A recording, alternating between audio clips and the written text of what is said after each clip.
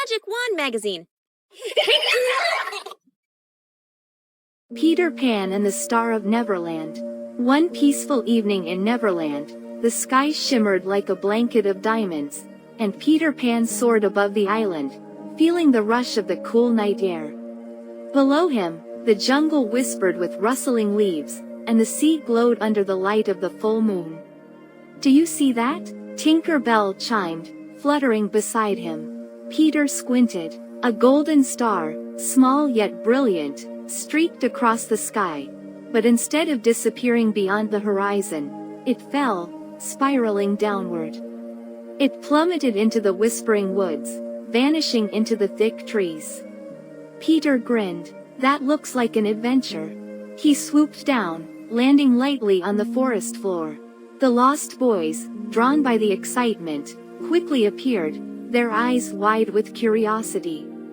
"What is it?" Slightly asked, peering through the shadows. Peter stepped forward, and there, nestled in a bed of silver blue moss, lay the fallen star. But something was wrong. It barely glowed, flickering weakly as if struggling to hold onto its light. Tinker Bell fluttered above it, sprinkling fairy dust. "Oh no, Peter. If a star's light fades completely, it will be lost forever." "We won't let that happen," Peter said determinedly.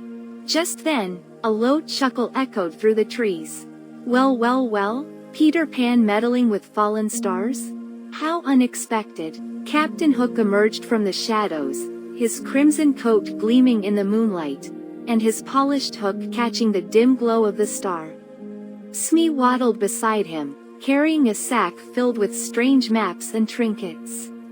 Peter crossed his arms. "I bet you had something to do with this." Hook raised an eyebrow. "Me? No, dear boy. But I do happen to know about an ancient legend, a secret way to restore a fallen star's light." Peter narrowed his eyes. "And why would you help us?" Hook smirked. "Let's call it curiosity." The pirate stepped forward, his boots crunching leaves. "The only way to bring back the light of a fallen star is to bathe it in the Lagoon of Dreams, the most enchanted waters in all of Neverland."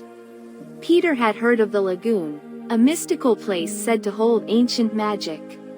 Without hesitation, he scooped up the delicate star, its warmth barely noticeable against his skin. "Then let's go." The journey to the lagoon was not easy. First, the group had to cross the Bridge of Whispers, where vines curled like serpents and the wind carried voices that murmured secrets from long ago.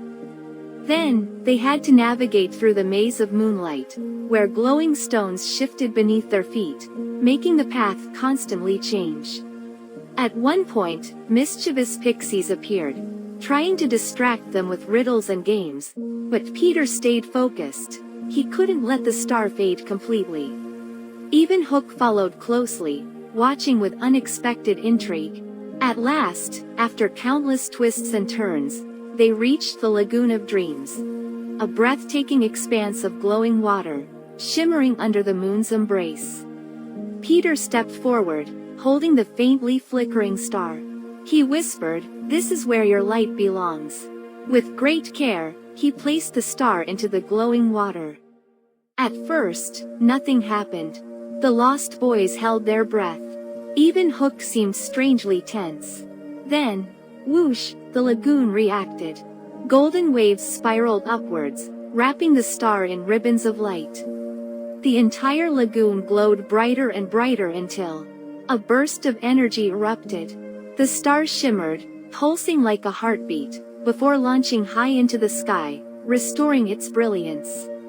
Peter cheered, pumping a fist in the air. The lost boys clapped and danced in excitement. Even Captain Hook, though trying to look unimpressed, watched in quiet admiration.